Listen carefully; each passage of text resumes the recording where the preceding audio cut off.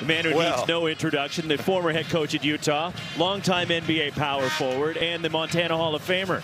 Any more accolades you want me to mention? How about Cam's dad? Right now, just the parent, having the time of my life. Yeah, it's been great. You having fun watching him? I am. It's awesome that their coach brought the team out west for Christmas. You know, there's a handful of California kids, and so they've 3 games out in California, and then we'll just keep them in the car with us after the Bakersfield game and start the Christmas break. So, works out great. The pull up, Ryan Cornish the miss, and Cal clears the rebound. And all right, what's it like for you? This is the first time I got to imagine in a long time you're not on a bench somewhere.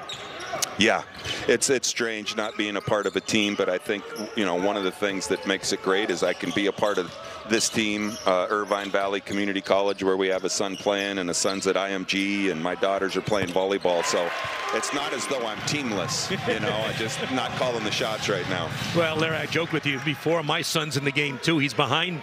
He's only 13, but it must be a treat just getting a chance to see your son. And when you're coaching, you don't have those opportunities.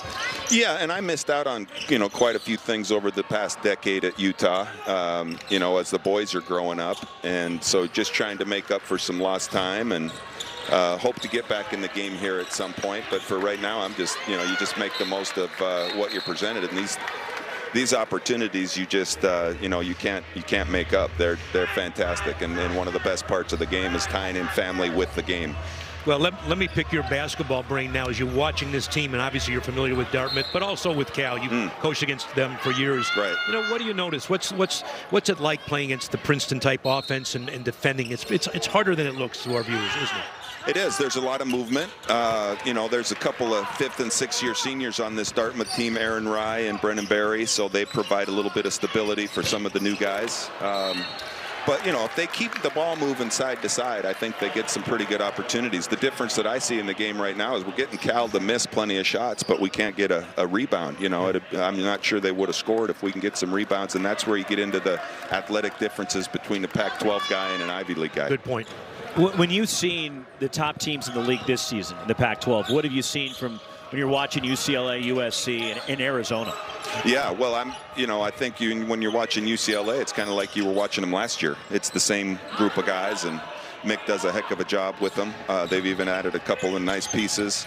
Yeah, I'm not surprised at all with what Tommy's doing at Arizona. You know, a lot of that team stayed intact, so it's just kind of a new voice for him right now. And I spent a couple days in Colorado with Tad, and I spent a couple days at Oregon with Dana. I think those guys are still trying to find their way, but Tad seems to have a nice squad. And like always, you know, you got to start playing, get through the preseason. Hopefully we don't have any more COVID hiccups, and start Pac-12 play, and then the slate's kind of wiped clean. It's funny, for years you're butting heads with Dana and Tad and Mick and Mark. And Andy and Mark. Now you get to go watch them practice. What's it like for you going to watch them practice after trying to compete against them for years? Well, it's odd, you know, it's weird to walk into a gym, but you know, basketball, I've always stole stuff from people, and I've made plenty of notes while I was there, and both those guys were gracious enough to ask me my opinion. I don't know that they ever needed it, but you know, an outside voice that hasn't been in a practice for a long time to give, you know, hey, what do you see with our practices? So we're all coaches. Coach Braun, here, we all know that we steal stuff and whatever you can do to stay involved in the game, but it meant a great deal to me that both those guys invited me to come in and got to spend some quality time with their programs. Well, I just want to take the time, Coach Larry, to tell our viewers, too, and you, that you know, I enjoyed covering you, obviously, having been in the Pac-12 and Pac-10 as a coach.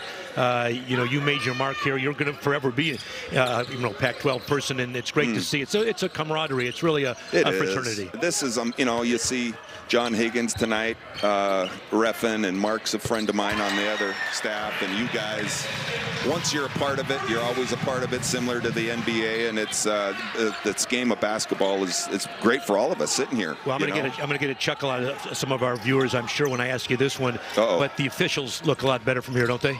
Well, I was yelling at Stanford the other night. I got onto him pretty good. Because, you know you're going to get a good whistle when John's involved. He's a national ref here, and Scotty, and so it's you know, it's a game of mistakes. I think it's easier to accept those mistakes when you're not coaching.